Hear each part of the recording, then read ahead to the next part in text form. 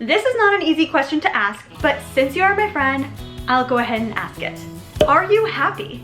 Do you have a hard time maintaining a positive mindset? Don't worry, in this video, I'm going to talk to you about ways I stay happy and my thoughts on how to be positive. Before I continue, I want to introduce myself to any newcomers. Hi, I'm Hava Schultz and I make videos around lifestyle, specifically informational videos like this one to help you create your ideal life, as well as more casual videos just showing you my life. So if this kind of content is of interest to you, I encourage you to subscribe and join the tribe. Back to today's topic. I'd say it's safe to say that anyone who's come within even 6 feet of me can detect my happy persona. I'm sorry, this is so funny. Take two. I say it's safe to say that anyone who's come within even 6 feet of me can detect my happy persona. I've been described as a ray of sunshine, glowing, bubbly, and with contagious positivity. In fact, in high school, people mistakenly assumed that my happiness stemmed from a perfect life. And I can assure you that although I was blessed in many ways, my life was far from perfect. It's just, I don't tend to reveal my negative feelings to the world, so they couldn't see the full picture. And it's not that I suppress my emotions or behave fake, but I try to work through my hard emotions with the people just closest to me so that I can go on smiling the rest of the time. I understand how to control my weather to maintain the right demeanor and act civil in challenging situations, but also there's a slew of perspectives and simple patterns that help me stay happy most of the time. And now that you have a brief summary of my background as it relates to this video, I'm gonna share these 7 thought patterns with you. One thing I do that keeps me happy is that I think from a position of abundance rather than scarcity. This means anything out there that I want, be it money, opportunities, relationships, and so on, I see as something that is available and that I could have. Thinking from abundance reduces the feelings of competition and jealousy and envy that stem from scarcity. When I look at someone who has something that I think would be really awesome, I don't look at them and feel jealous and envious. I now look at them and I think, wow, that's out there and that's possible, especially with opportunities. And I think I could someday do and achieve that because I come from this belief system that there is a plentiful amount in the world. So this is a belief system that I believe there is abundance, there is plenty of money, plenty of opportunities and people out there. And so just because one person has it doesn't mean that now I can't have it. It means that it's possible and it could be available for me too. So that's abundance. Gratitude is perfect to follow the abundance mindset because with abundance, you're seeing things that are possible and feeling excited about the opportunities out there. And gratitude balances that natural desire with being appreciative for what you already have that would be worth yearning for if you didn't already have it. It might be something that you've actually yearned in the past and now you have it, and so it's time to appreciate it deeply. And you can do this day to day through a journaling practice, which is what a lot of people recommend, or it doesn't have to be that complex. I personally take intentional moments throughout my everyday to recognize things that can be worth being grateful for. So for example, if I put my hair up, I might be so grateful that I have scrunchies that I could afford to buy, the ones that I really like, or I might be meditating and sitting there and start feeling thankful for the fact that I have a room all to my own that I can sit and meditate in. So things like that, just kind of stepping back in your day-to-day and recognizing what you can be grateful for in any given situation. Another thing I do is I work on my focus. As a human, it is natural to think both positive and negative thoughts. When it comes to the negative thoughts, you want to acknowledge that they are there and then address them with the appropriate level of time and attention to resolve things. So I am not suggesting that you suppress your negative emotions and only think positive. I don't think that's a good idea. But recognize, is this something that I am going to remember in 5 years from now? Is this something that is going to interfere with one of my current relationships?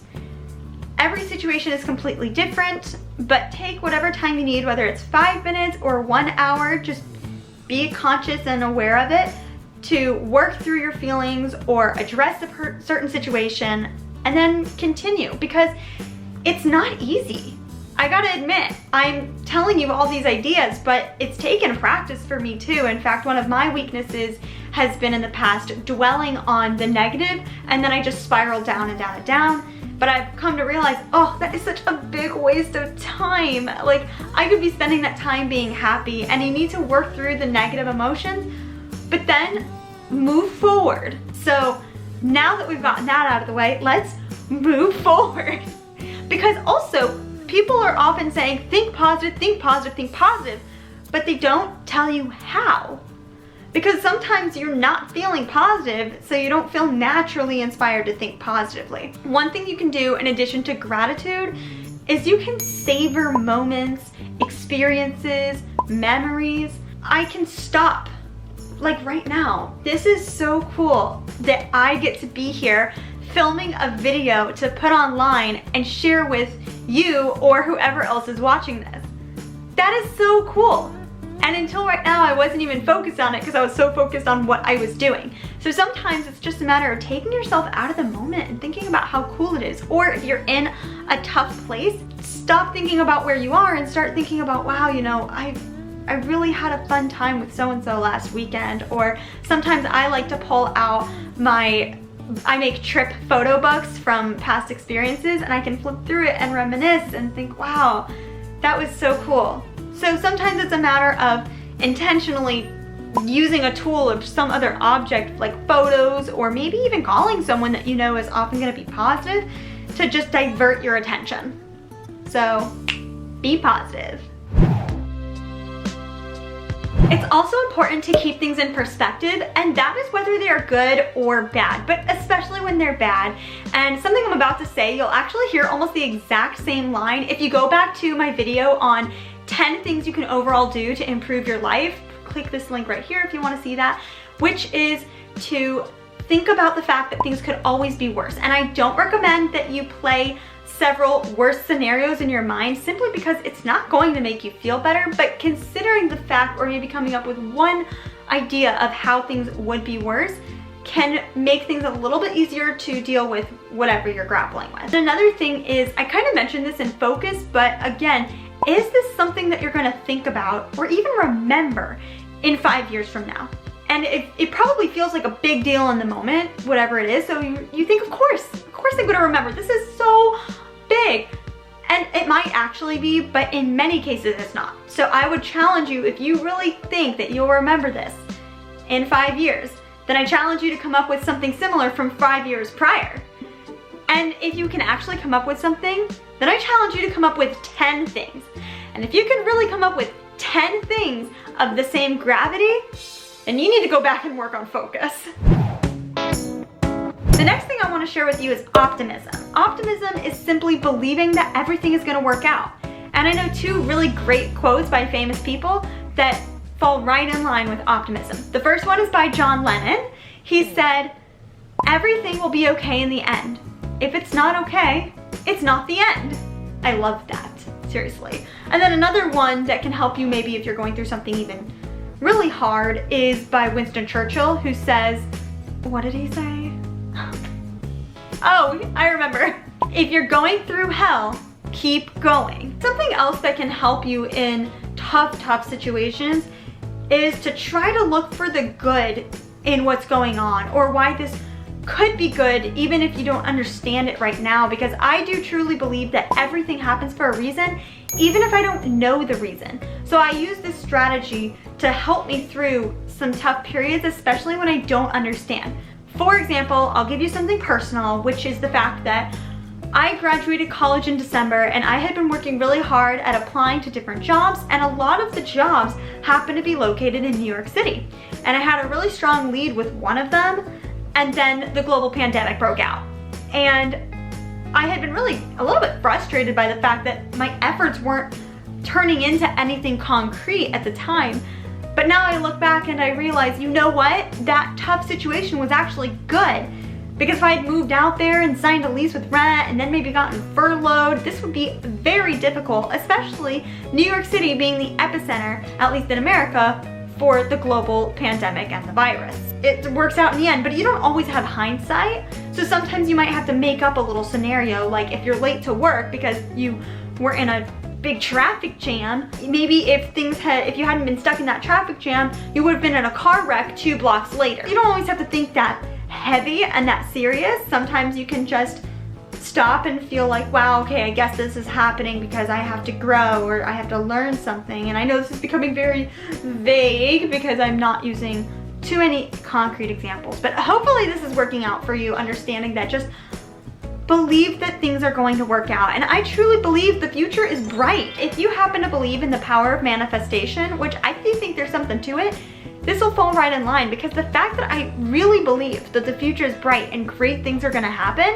in turn, I'm going to recognize and see when those really great things happen. The next mindset trick I want to give you to stay happy is to think from a growth mindset. Growth mindset is actually an official term that encompasses the following perspectives. I can learn anything I want to know. Challenges help me grow. Failure is an opportunity to grow. Effort and attitude determine my ability. I like to try new things. I'm inspired by the success of others. And you can take these different lines and you can build them into a set of affirmations. So I've actually written out a set of affirmations and I try to say them almost every day. Or you can do something simple and come up with a one-line mantra that you say every morning or every night or during a yoga or meditation practice. And it can be something as simple as, I can learn anything I want to know and challenges make me grow. You can write that down like right now, save that or save this video, and then say that every day. Because the opposite is a fixed mindset. And that's the kind of person who believes failure shows what they are able to and not able to do.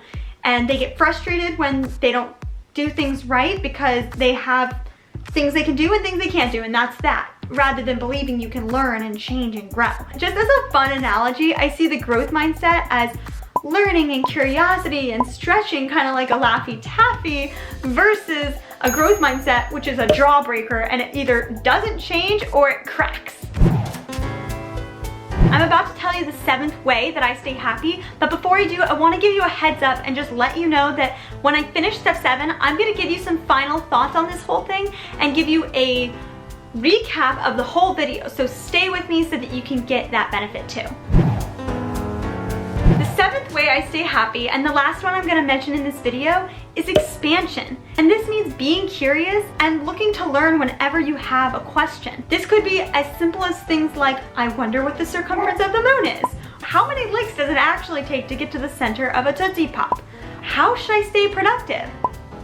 The point is, be curious and be looking to learn and grow, whether it's something trivial or it's something that contributes to something you're actually trying to do. I also think there's an extra importance to learning about the pillars that will make your life work.